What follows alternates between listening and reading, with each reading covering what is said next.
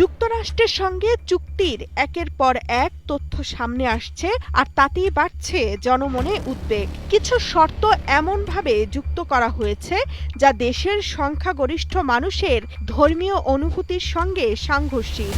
এর মধ্যে রয়েছে এমন কিছু প্রক্রিয়াজাত মাংস যা ইসলামের দৃষ্টিতে হালাল নয়।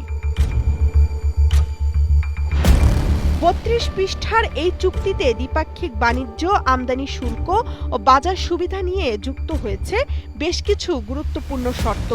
বাজার উন্মুক্তকরণের অংশ হিসেবে অ্যানেক্স 2-তে বলা হয়েছে, যুক্তরাষ্ট্র থেকে নির্দিষ্ট কিছু প্রক্রিয়াজাত মাংস ও পনির আমদানিতে বাংলাদেশ কোনো বাধা দিতে পারবে না।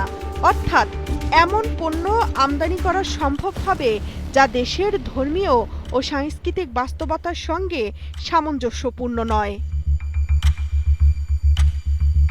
চুক্তিতে প্রক্রিয়াজাত মাংস ও পনিরের তালিকায় রয়েছে ব্ল্যাক ফরেস্ট হ্যাম, সালামি ও চরিজোর মতো পণ্য, যেগুলো সাধারণত শূকরের মাংস দিয়ে তৈরি। ফলে বিষয়টি ঘিরে তৈরি হয়েছে হালাল হারাম বিতর্ক। পদ্মা সেতু, মেট্রো রেল এবং এলিভেটেড এক্সপ্রেসওয়ে নির্মাণের গর্বিত অংশীদার বসুন্ধরা সিমেন্ট। বাণিজ্যিক চুক্তির অংশ হিসেবে এভিয়েশন ও সামরিক খাতে যুক্তরাষ্ট্রের অংশগ্রহণ বাড়াতেও সম্মত হয়েছে বাংলাদেশ।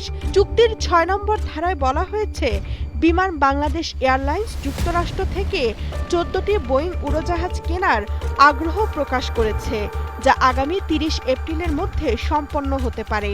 বিষয়টি জানিয়েছেন বিমান ও পর্যটন প্রতিমন্ত্রী এম রশিদুজ্জামান মিল্লাত। পাশাপাশি সামরিক সরঞ্জাম ক্রয় বৃদ্ধির উদ্যোগও রয়েছে। খাদ্য নিরাপত্তার ক্ষেত্রেও বড় পরিসরে আমদানির শর্ত রয়েছে। চুক্তি অনুযায়ী বাংলাদেশ বছরে অন্তত ৭ লাখ মেট্রিক টন গম এবং প্রায় $৩.৫ বিলিয়ন সয়াবিন ও তুলা আমদানির উদ্যোগ নেবে। কৃষি, মৎস্য, জ্বালানি ও শ্রম অধিকার খাতেও আরোপ করা হয়েছে বিভিন্ন শর্ত। বিশ্লেষকদের মতে চুক্তিটি বেশিরভাগ ক্ষেত্রে যুক্তরাষ্ট্রের পক্ষেই ঝুঁকেছে।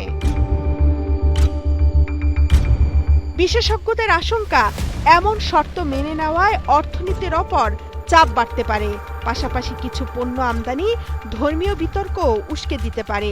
দীর্ঘমেয়াদে এটি দেশের সার্বভৌমত্বের ওপর প্রভাব ফেলতে পারে বলেও মনে করছেন তারা।